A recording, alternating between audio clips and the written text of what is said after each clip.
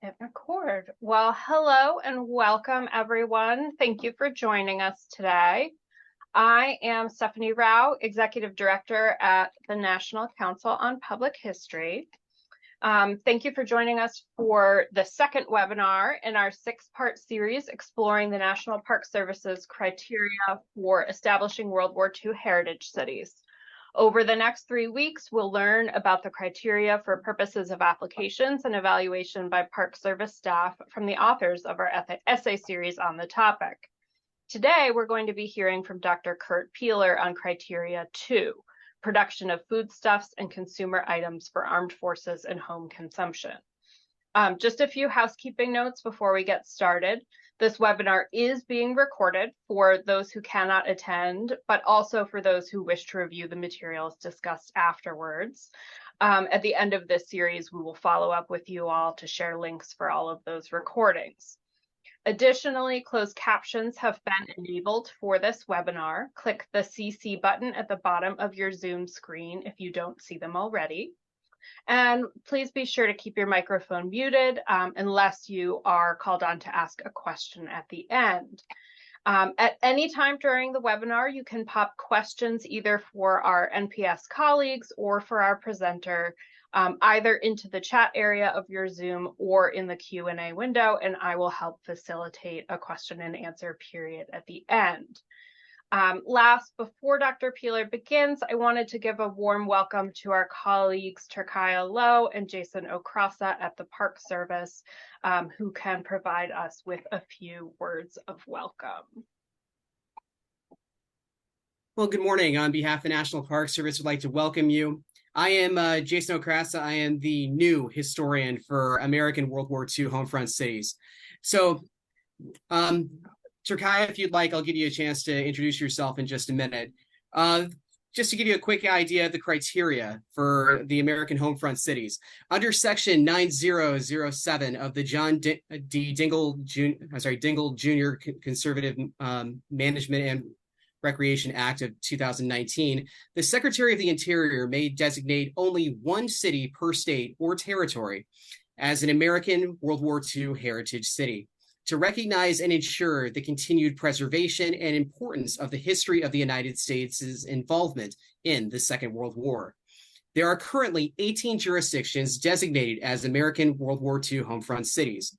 Legislated criteria include: 1, contributions by a city and its environs to the Second World War homefront war effort, and 2nd, achievements by the city and its environs to preserve the heritage and legacy of the city's contributions to the war's effort and preservation of World War II history. Within these two broad criteria, 15 topics, categories, areas in war effort, contribution, and preservation and commemorative achievements are also looked at. With that being said, I'm very honored to have my boss, the Chief Historian of the National Park Service, Turkaya Lowe, along with us as well. Turkaya, would you like to introduce yourself? Hello, thank you so much, Jason. It's actually a very big pleasure to have Jason on our team. He comes to us from Honolulu, Hawaii, and has great knowledge and interpretive skills in terms of the World War II homefront and specifically December 7th of 1941. So we are very excited to partner with NCPH and the Criteria Essays authors to explore the 15 areas that are called out in the legislation more closely. We hope that all of you continue to join us for the additional upcoming webinars next week. For more information about the American World War II Heritage Cities program, please look in the chat. We've provided links to our website and to the individual criterion essays. If you have specific questions, please email us the NPS American World War II Heritage Cities program at aww2hc@nps.gov. thank you again for joining us. I'm looking forward to hearing about criteria today. Thank you so much, Turkaya and Jason. And now it is my pleasure to introduce our speaker for today. Kurt Piehler, Director of the Institute of World War II and the Human Experience at Florida State University, is author of A Religious History of the American GI in World War II, Remembering War in the American Way, and World War II in the American Soldiers' Lives series, among others. Piehler is the editor of Encyclopedia of Military Science, Oxford Handbook of World War II, and Major Problems in American Military, among many others. He is a member of the editorial board of the Service Newspaper of World War II digital publication and on the advisory board of the NEH-funded American Soldier Project of Virginia Tech University. He also served as the lead curator for the exhibit Rendezvous with Destiny, Florida and World War II at the Florida Historic Capitol Museum. Piehler has held academic positions at the City University of New York, Drew University, Rutgers University, and the University of Tennessee. In 2008, he served as Fulbright Lecturer in American Studies at Kobe University and Kyoto University. He served as National Historical Publications and Records Commission Fellow in Historical Editing at the Peel Family Papers National Portrait Gallery, Smithsonian Institution. As founding director of the Rutgers Oral History Archives, he conducted more than 200 interviews with veterans of World War II. Born in Nyack, New York, Piehler attended public schools in the Fresh Meadows neighborhood of Queens, New York, and later Mount Arlington and Roxbury, New Jersey. A Phi Beta Kappa graduate of Drew University, he holds a master's degree and doctorate in history from Rutgers University. Thank you so much for joining us today. I can't wait to hear your talk. Well, it's a real pleasure to be here. And while in doing this project, I knew a lot and I learned a lot. And I think for those who are participating in this process to nominate your city, you'll learn a lot about your community, and I suspect there will be some surprises at what you will learn. Before getting into some of the specifics, let me paint the broad picture about World War II as it relates to our topic. And I think one of the things about World War II is the Allies win not only on the battlefield, but even earlier they win the battle of production. The United States, the Soviet Union, and Great Britain, along with other allies of what were termed the United Nations, win the battle of production. I mean, they even start winning the battle of production even before the United States enters the war on December 7th, 1941. And I think that achievement often does not get its due. Also, the battle for production was very much a partnership between the federal government, labor, and business. And so, for example, if you read Mark Wilson's book, Creative Destruction, the federal government, even before Pearl Harbor, started investing billions of dollars to build factories around the country. Many of the factories that were crucial to victory were built by the federal government and then leased to private companies. The Navy built half of its ships at Navy shipyards.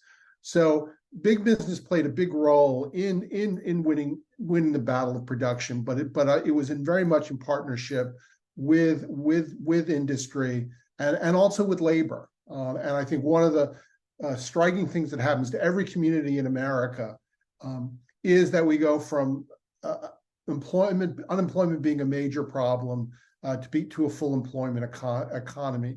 And that has important ramifications, particularly for the role of women in American society, but also groups that were often marginalized in this period, African Americans, Mexican Americans, and other groups. A full employment economy, many employers are pressured to hire more equitably, partly because of Franklin Roosevelt's executive order mandating fair employment, but also the sheer need for labor. And that's an important legacy. And I think it's an important theme I think you'll find in many of the communities across America, what a full employment economy means. in my oral history interviews, but also for a number of years, I oversaw an archival collection related to World War II. And I quickly learned that many people had ration books. Sometimes people would bring them to the oral history interviews I were doing. People often wanted to donate them to the archival collection I was overseeing. And so if you in your community, you'll often have no problem coming up with some ration books, some ration stamps. Rationing for those who went through World War II is one of the sort of enduring memories of the war. And I think no community and no individual who lived through World War II was untouched by rationing. Rationing impacted, in part, the abundance of goods that American GIs had in the war. We sent an army that was the best fed of all the armies of the world in World War II, and remarkably well equipped, both with the necessities of war, but a number of luxuries, and I'll say more about that. One of the things I think to put into context about rationing, and I say this with a grain of salt, and I don't want to minimize the sacrifice of the World War II generation, and particularly in places that had a huge influx of GIs and also of defense workers, there were some real problems with housing, inadequate housing, inadequate number of public schools. So there is some real sacrifice, but Americans, compared to our allies, particularly our allies outside of North and South America, we lived pretty well in World War II. And even with rationing, I think John Morton Bloom in V was for Victory makes this point. Americans in 1944, despite outfitting our own army of 15 million men and women, sending huge number of supplies to our allies, particularly Great Britain, the British Commonwealth and Empire, and the Soviet Union, we're still consuming more goods and services in 1944 than we were in 1940. And I think it's one of the reasons why many Americans of the World War II generation considered it not only the morally necessary war, but the good war. And I think a little context is in order, because in the case of the Soviet Union, there wasn't enough food to go around. Rationing was only open. Goods were only allocated to urbanites, to defense workers. The rural population had to fend for themselves. There's widespread starvation in the Soviet Union during World War II. The same thing in China. In the case of Germany, Germany lives while it's victorious. Germans live quite well, but that is in part because of a deliberate policy to expropriate food and starve the conquered populations of Eastern Europe and of the Soviet Union. This was official state policy. To give, I guess, one of the most, like, to sort of say, when I said I don't want to come off saying I have no appreciation for the sacrifices of the World War II generation, but I think one of the things, particularly when you look at consumption, is what the expectations were. And for example, when I say it was the best fed army, what struck me was about meat rationing. Meat rationing, if Americans had their two biggest complaints about rationing, or three biggest complaints, were meat, sugar, and gasoline. And I'm going to talk a little bit about each of those, and starting with meat. One of the reasons, this figure was stunning to me, one of the reasons we ration red meat is because we want to provide the average American GI with at least a pound of red meat daily, which I think I was, as someone who eats chicken maybe once or twice a week at most, and maybe red meat every 2 weeks, I was sort of staggered with the idea of eating red meat almost every day, like basically the equivalent of 4 quarter pounders a day. I think many Americans would now think that's not a good diet in terms of trying to, for example, avoid heart disease and stroke, the consumption of red meat. What's also interesting about much of the grumbling is about red meat and not the other. There were a number of meats products were not rationed. For example, chicken was widely available. Fish was widely available. So there were a lot of other proteins that were in fact widely available. But Americans really had the perception, I think particularly the middle-class Americans, but even many working-class Americans, is that a good meal, a standard good healthy meal, should be red meat, particularly at dinner time, with a vegetable and a starch and probably a salad. And that thinking, I think, in thinking about why red meat is so important. Certain regions are grumble more than others, or there's like, for example, the Midwest, which is a huge cow producing area, grumbles the most about the rationing of red meat, and partly also it has very high consumption of red meat. Red meat also, men tended to complain more about the rationing of red meat. For women, it was actually sugar was their complaint, and sugar was actually, after rubber, was the first consumer product, a food product that was the first product that was in fact rationed. And it's interesting, why do we have rationing? Some of it is supplies of, for example, rubber is rationed because most of our rubber comes at that point in time from areas that are conquered by the Japanese, most notably the Philippines. In the case of sugar, there's actually lots of sugar available in areas that are under control of the Allies, particularly in the Caribbean. But the problem then becomes shipping and the scarcity of shipping. So sugar is, in fact, is rationed. And initially, people in schools, your public schools, all across America, school teachers are pressed into service to distribute the rationing books for sugar. One of the things you see with rationing is people sort of anticipated. And so as soon as Pearl Harbor broke out, people started hoarding. And what's interesting, when rationing is implemented on sugar, people, when they go to their local schools, have to confront these, as one author said, the school marm, and sort of tell them how much sugar they had, because you were supposed to confess if you had a 100-pound bag, your sugar ration would in fact be deleted. And there's some good stories about teachers doing really. So in some cases, these are former students of them or parents of their students, getting people to be honest how much sugar they in fact they did have. The other product that is rationed widely, and again, this I think you even have references to this in some wonderful Bugs Bunny cartoons. There's about the A cards and the B cards and the C cards for rationing is gasoline.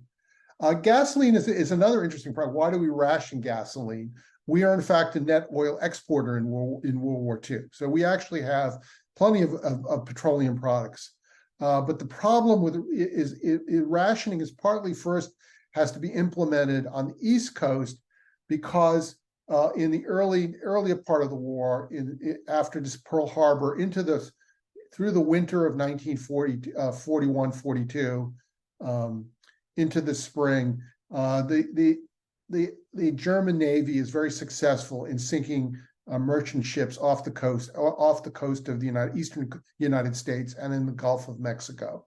And many of the ships they sink are oil tankers, often sunk within sight of land. The Navy is very inept in terms of how it decides not to convoy ships along the coast, and this becomes for the German U-boat captain the happy times.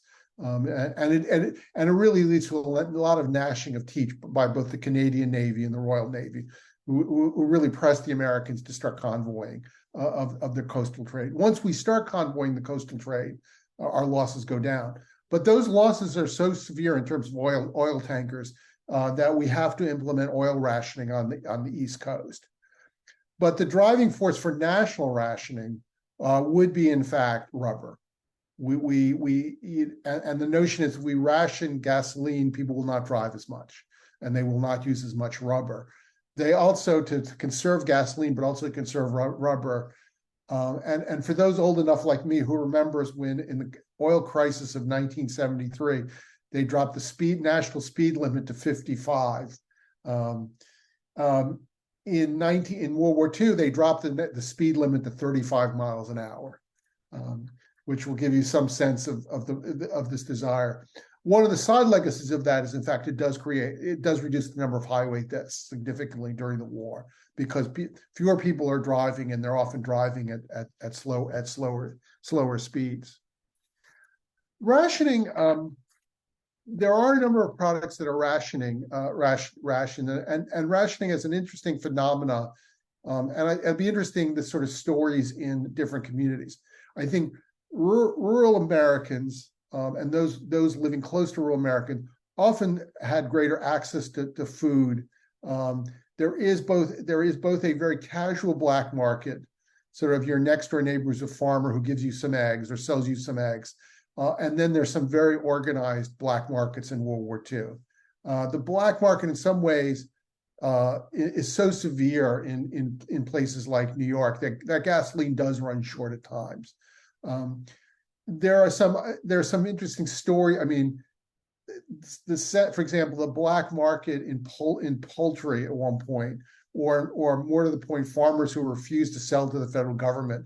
I once did an oral interview with someone who said he was with the Quartermaster Corps, but he took part in basically a stakeout of the roads in South Jersey coming up from Delaware, and they would stop trucks looking for trucks carrying chicken to the New York market, and impound them. It was a team of, he said, that the Army Quartermaster Corps, the FBI, and agricultural inspectors stopping these trucks. That we're trying to sell into the black market.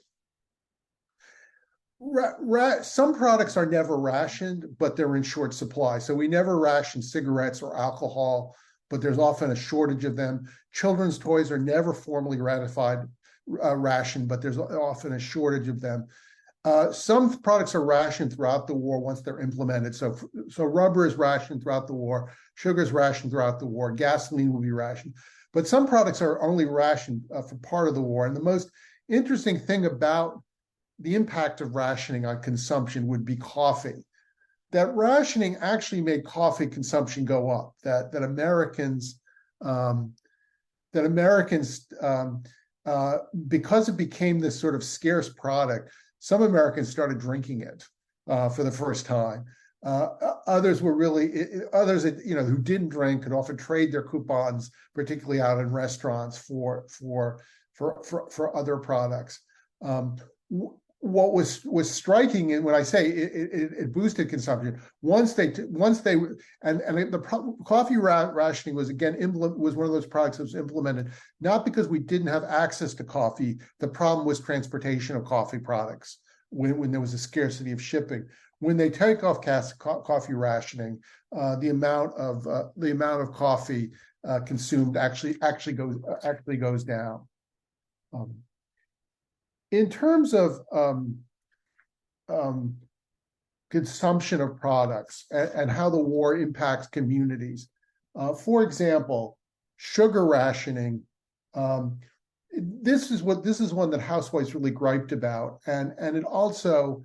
Part of it was they gripe about it because it impacts canning. If they're growing agricultural products, you need access to sugar for canning, but also for baking, and this is where the government made some decisions. So, for example, while everyone did get access to sugar, much of the commercial bakeries got a bigger share of sugar, as did Coca-Cola. For example, Coca-Cola used the war to greatly expand its global reach.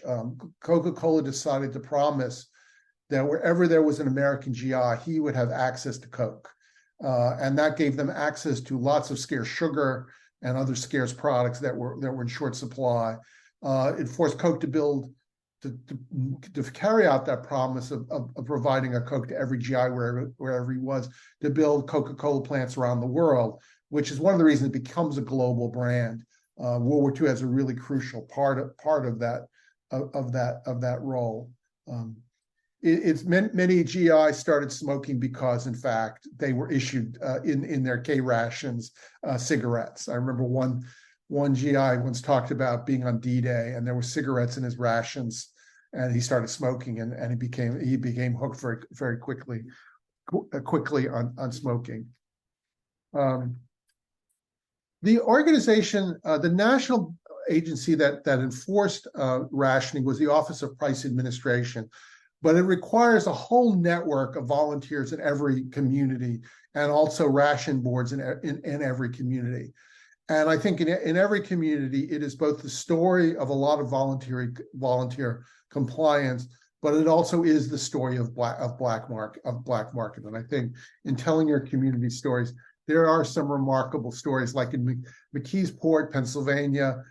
The sheriff hung out at a gas station. He was running for office, for elective office, and he basically asked for people for donations of gas cards so he could go campaigning. And then he collected so many, he then rewarded it to his supporters. That in the evening, he would pass out rationing cards.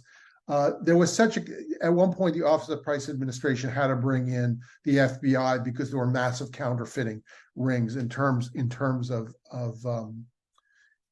gasoline. Butcher shops were often known, and as I said, there's some very high-end, very organized rationing. Then there's often the informal rationing of the butcher, who sometimes favors his older customers and gives them extra meat without asking for ration books. I think farmers who many Americans still live on the farm and grow their own supplies of foods. Rationing on particularly food has less of an impact.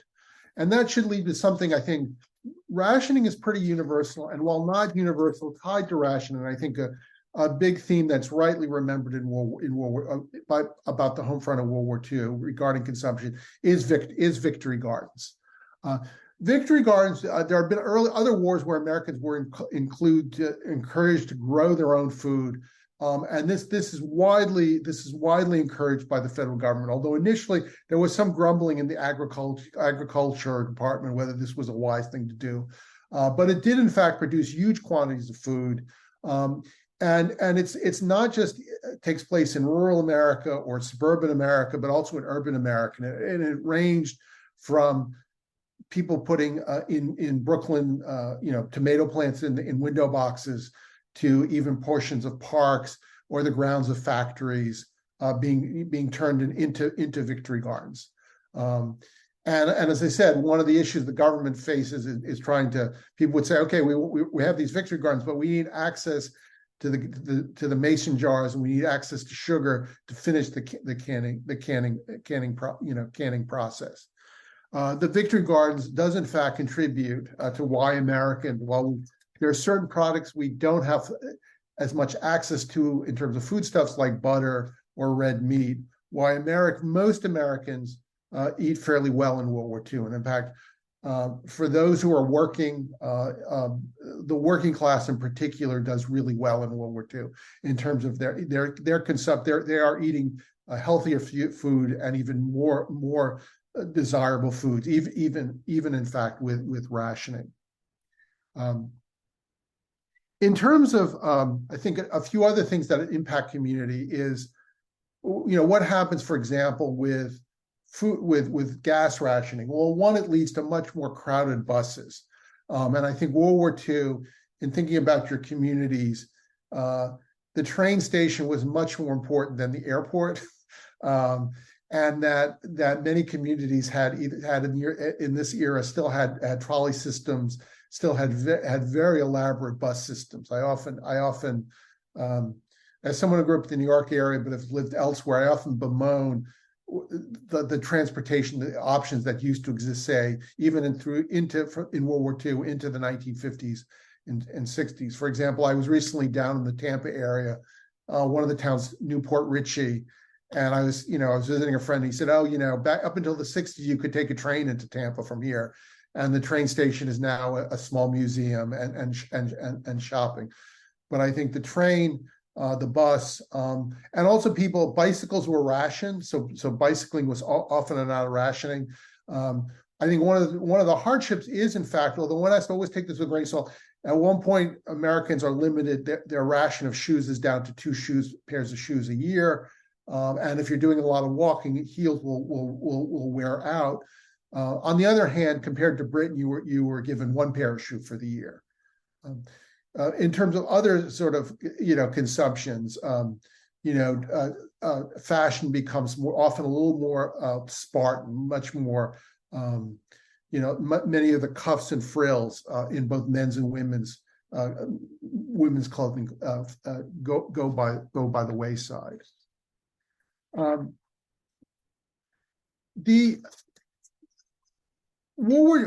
of the things that also happens in the war, and some of this is there were products that were in fact rationed, and the thing with rationing was products are rationed in a sense to make sure that all Americans, irregardless of income, will have have access to certain key products, such as meat, milk. Milk isn't registered, but butter, sugar, shoes, pants, dresses. Other products are like alcohol, like tobacco, to the highest bidder, and there are in fact shortages that in fact emerge. Housing, very little housing is built because basically the federal government commandeers most of the goods needed to produce housing, and also the lack of gasoline, and also the lack of men and women to build the housing. Very little new housing is built. Much of the residential housing that is built is often built, for example, as part of defense communities. I think 3 communities are built literally from scratch in World War II, and the housing is built from scratch: Hanford, Washington, Oak Ridge, Tennessee, Los Alamos. But often defense housing is built in other parts of the country. There is also, and this is one of the stories about cities is how they confront the housing shortage, particularly in places that have just a huge influx of defense workers, such as Richmond, California, and Oakland, or places like Mobile and Biloxi, places also that have, one of the things, a lot of wives wanted to follow their husbands around the country, and that often means really, places with a huge concentration of military bases. People are renting, defense workers and spouses following their spouses in the service, renting even hotbeds. In other words, people would sleep in shifts, renting garages, renting a whole range of sort of substandard places to live. The war does, the GI Bill of Rights, that has several clauses. One of them is to provide education for technical school or for college, but also for graduate school and law school. I once interviewed a woman who went to the London School of Economics on the GI Bill for her master's degree. It also provided subsidized loans for GIs. And one of the stories of World War II is the housing shortage that immediately grips America after World War II. As GIs come home, they are flush with money, and they want to start families. And the problem is a sheer lack of housing. Some innovative builders, really, for example, the Levitt brothers, who during the war had figured out how to build use fabrication processes to build lots of buildings in a hurry, use some of those techniques when they built Levittown in Long Island. And Levittown is probably one of the most famous of the veteran communities built during the war.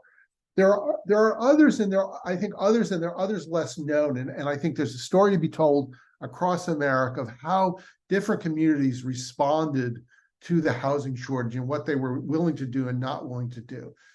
For example, at Rutgers University and in New Brunswick, there was a real shortage of housing to house, returning veterans, and the university wanted to put trailers near on the main campus, and the city said, "No way are you going to put trailers on the main campus." They ended up having to put them over across the river. One of the one of the things that Black veterans have an enormously hard time accessing the GI Bill and finding adequate housing. Housing discrimination is legal, though immediately after war, there are so the federal courts put some limits on housing discrimination. And for example, they banned real estate covenants, which said real estate covenants were explicit clauses written into real estate deeds that say you could not sell to African Americans, you could not sell to Mexican Americans, you could not sell to Jews. These were usually the three groups that were often put into real estate covenants. The Supreme Court actually, before Brown versus Board of Education, strikes down these housing covenants. But the housing policy very much favored and red line districts that severely limited the ability of veterans, Black veterans, to buy housing. And one of the things I discovered in my research is the remarkable story of Richmond Heights in South Dade County, Florida. There is actually a developer. He's a white Pan-American pilot, Frank C. Martin, who was really actually distressed that he thought the African Americans weren't getting a fair shake, particularly veterans were having a hard time finding housing. So he organizes the financing and he builds the GI Bill for African Americans, the Levittown for African Americans, Richmond Heights in South Dade County, Florida. And one of the things is there's almost no scholarship done on this community. And I also have this hunch there are some other African American Levittowns out there in America that need to be discovered. I'm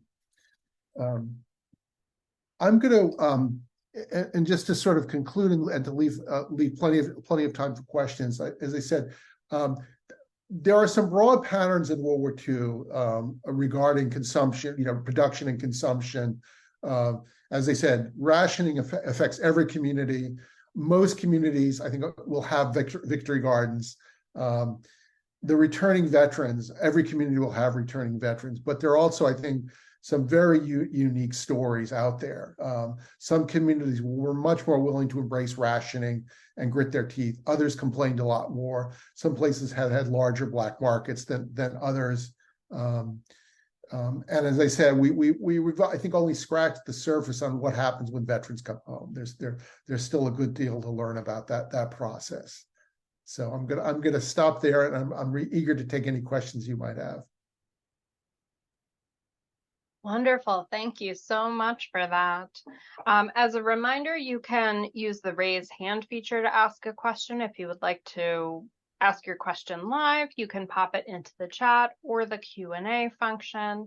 And while we wait for any questions that might come in, Turkaya or Jason, did you have anything you would like to add or anything that you would like to know more about?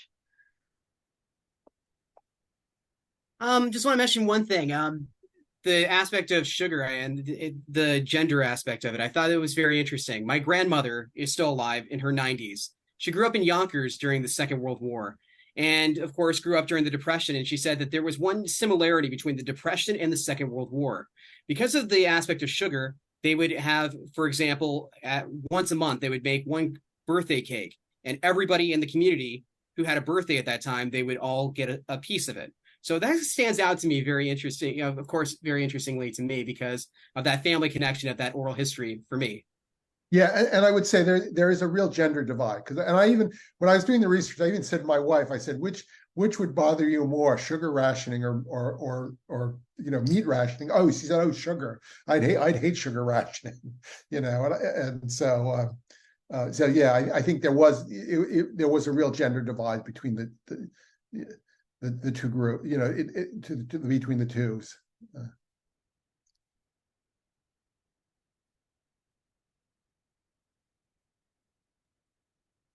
Please do not be shy with your questions, folks. Either on, this particular topic, questions about the Heritage City program, if you have any of those. I know we had a few yesterday.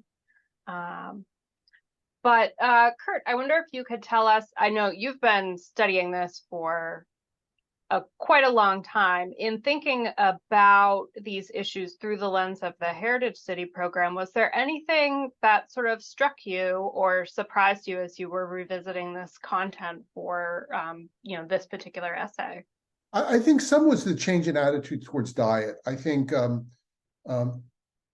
was aware about cigarettes and how widely available they were in World War II. So that I widely know. But and I did a lot of oral histories, and I knew about, I heard some griping about rationing, and I was aware of John Morton Bloom, but I didn't quite grasp in terms of, like, when I saw the statistics of how much calories we wanted to provide and how much red meat we wanted to provide GIs, I was kind of staggered. I was kind of staggered by a pound of meat a day. That's like a lot. I mean, and that was every day, 7 days a week. So that really was, I think, a takeaway. And when I do give my lectures about World War II to my classes, I often incorporate that, because that was one of the big surprises. Yes, and we have I was going to just throw one last thing in there. Out here in Hawaii, as an example, as I was introduced earlier, I just used to work at Pearl Harbor. It's about 8 minutes from where I live right now. But one of the coolest things about that is not many people know about the home front of the territory of Hawaii. For example, meat was extremely scarce. So a lot of individuals were rationed and given Spam. Of course, it became an acronym out here in the Hawaiian Islands. Many people thought it stood for Special Army Meat because it was given by the government. So Spam is still a very strong staple here in the Hawaiian Islands. So it changed the diet of the islanders, again, as early as December 7th, 1941. Yeah. I that's a great thing to bring up. I've read about the popularity of Spam to this day in Hawaii and the World War II legacy. Yeah, wonderful. Well, we have a couple of comments and a question in the chat, so I'll go through those one at a time. Laura Bailey says, more of a comment. I've always found the rationing of silk very interesting, specifically how the ladies used makeup pencils, drawing sticking lines on their legs, and of course the wedding gowns made from parachutes. And Megan asks a question, Megan Rosengrant, I'd love to hear more about how the gasoline rationing impacted tourism. Did Americans travel less during World War II? So why don't we take those two first, and then I'll... Yeah, the silk rationing, I mean, one of the legacies of that is it does propel nylon. And why, silk stockings would and in fact, I when I used to have an archival collection and a special collection, and we did have, I think, at least two silk. We did have two parachute wedding dresses, and as I said, there's some stuff remarkable stuff still in people's attics from the war. I've always been surprised at what people kept during the war. The other in terms of yes, it was really hard for tourist communities, really struggled, because not only is gasoline rationed, but train travel becomes very difficult to undertake. That much of the train traffic is allocated to GIs, and so it becomes very difficult to travel. And it really, for example, in the case of Florida, it really impacts the budget because there's no sales tax and there's no income tax, and a lot of the state was funded through gasoline tax and dog racing betting. And so initially in the war, there's a real, and then they're losing their teachers. So there's a real struggle. Now, some of that will be ameliorated because, for example, the government takes over the hotels in Miami Beach and turns them into barracks. But yeah, there's a lot of dislocation for tourist areas.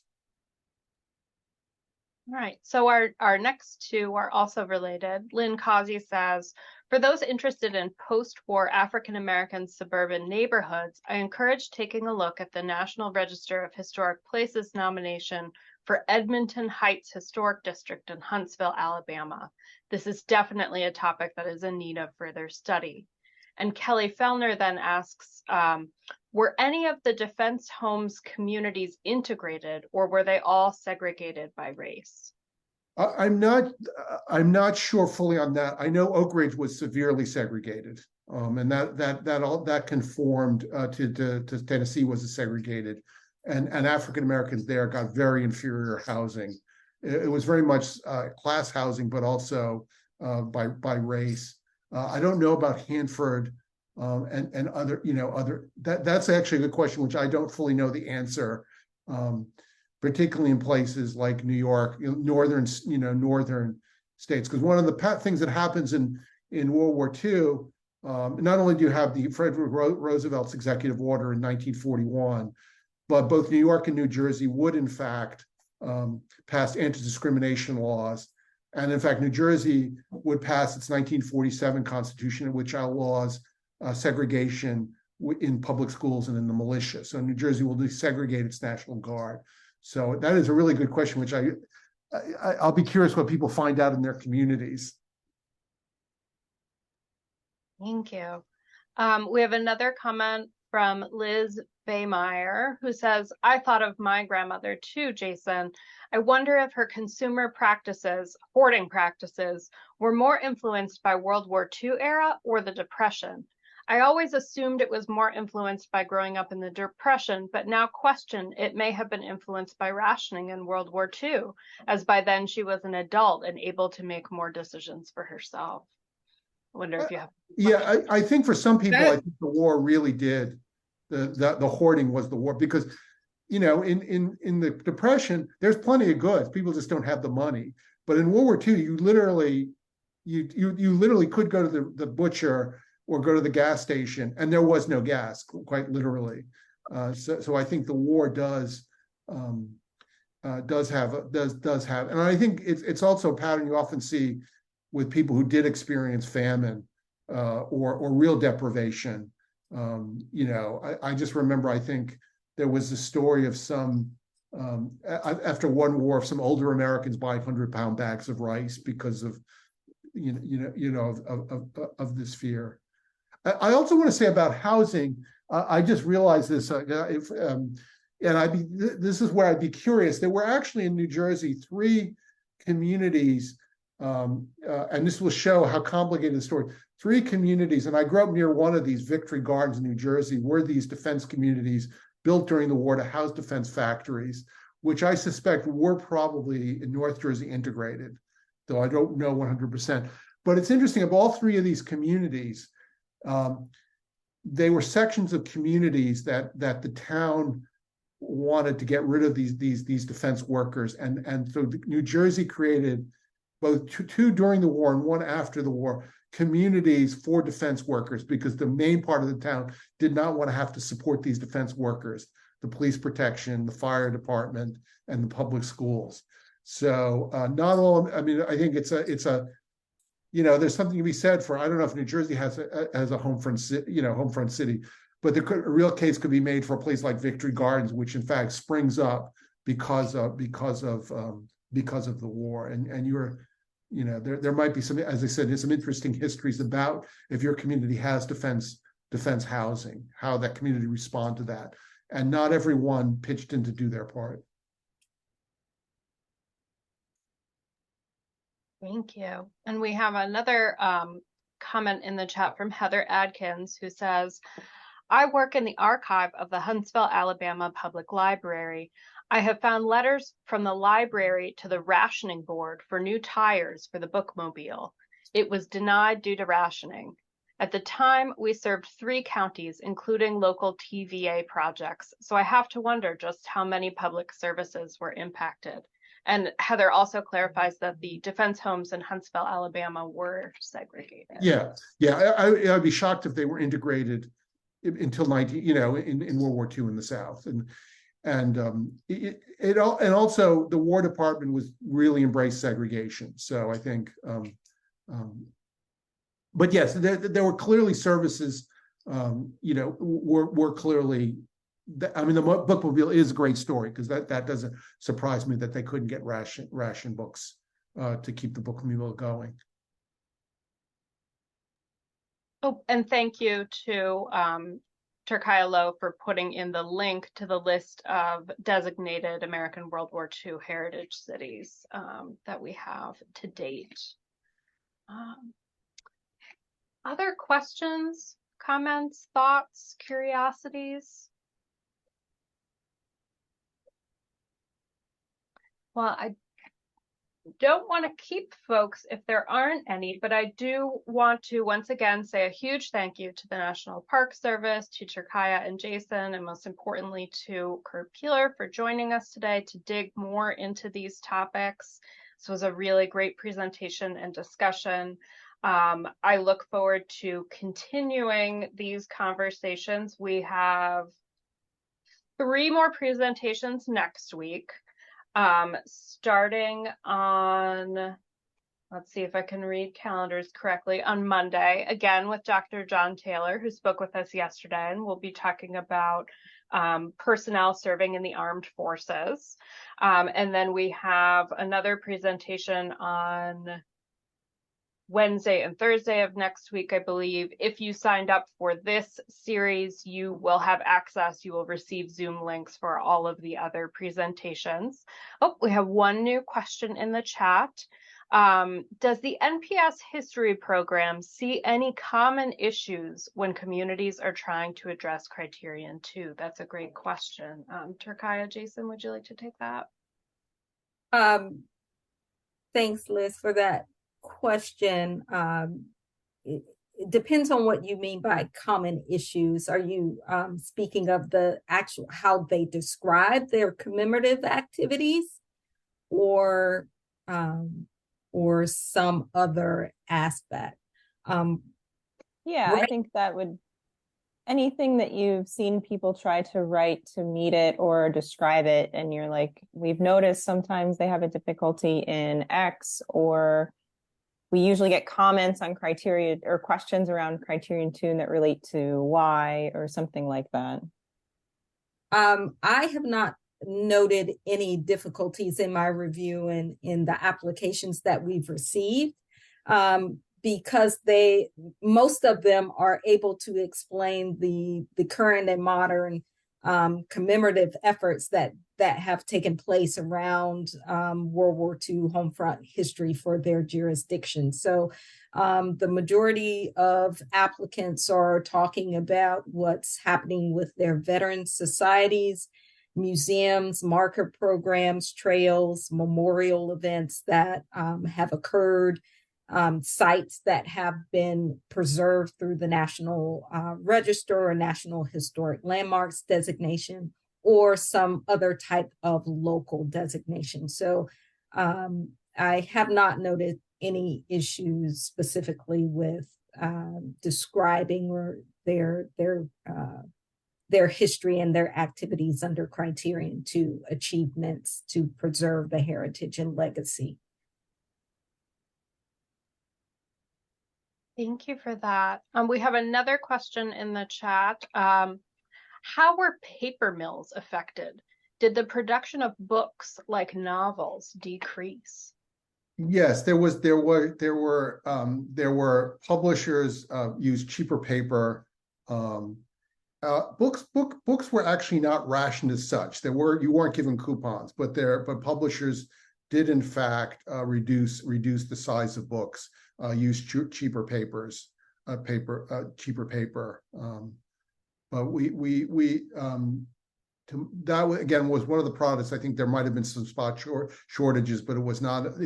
There was such an abundance of forest products in North America that was something we had plenty of access to within the United States. Thank you for that. And Kelly Fellner asked where the recordings for the talk will be posted. And in case you can't see the chat, I replied that we will share them with the NCPH YouTube channel. We will email them to everyone who registered for this series, whether you were able to attend or not. And we will also share them with Turkaya's office for distribution to the Park Service folks as well.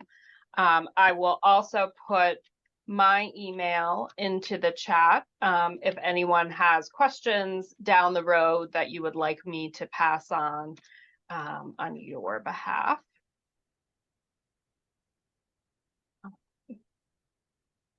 And then it looks like we have covered all of the questions, but are there any closing thoughts that you have, Dr. Piehler, or Dr. Lowe, or? I would say, I guess, that one fact, I think, or in terms of, and I know it's not one of the criterias, but one of the things to keep in mind is there were conscientious objectors who did alternate service in World War II.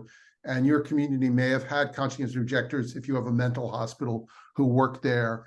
And the forestry question and paper mills brought up, the first smoke jumpers that jumped into fires were in fact conscientious objectors. So there are some interesting stories, I think, in every community. And I a few years ago learned about this, the conscientious objectors who were the first smoke jumpers. And that's a World War II innovation. And I would just say I really enjoyed some of the comments, particularly about different and learning there's potentially another sort of African-American Levittown after the war in another community. And I suspect there are a few others. I'd be very curious to learn of others in this effort. Thank you.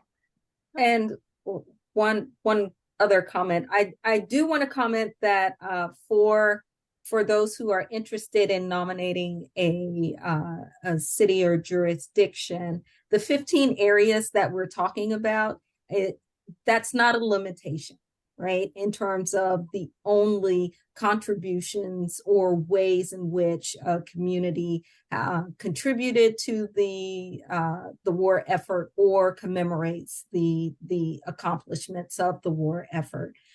So we encourage to include additional information or information that's not related to the 15 areas called out in the legislation for consideration. Wonderful, thank you. And I am also excited to say that we will have one more presentation from Dr. Piehler, who also wrote the criterion essay for Criteria 6, Civil Defense Preparedness, and that will be on September 21st next week, also at 1 p.m. Eastern. So we're not quite done with you yet, and look forward to hearing I'm very more. much looking forward to it. Yes, thanks everyone for joining us today. Thank you for the fabulous questions and comments. Thank you again for the support of the Park Service, and Dr. Piehler for all of your incredible scholarship. So thank you, everyone. Enjoy the rest of your afternoon. Thank you so much, Dr. Piehler. Thank you very much. Thank you, Jason.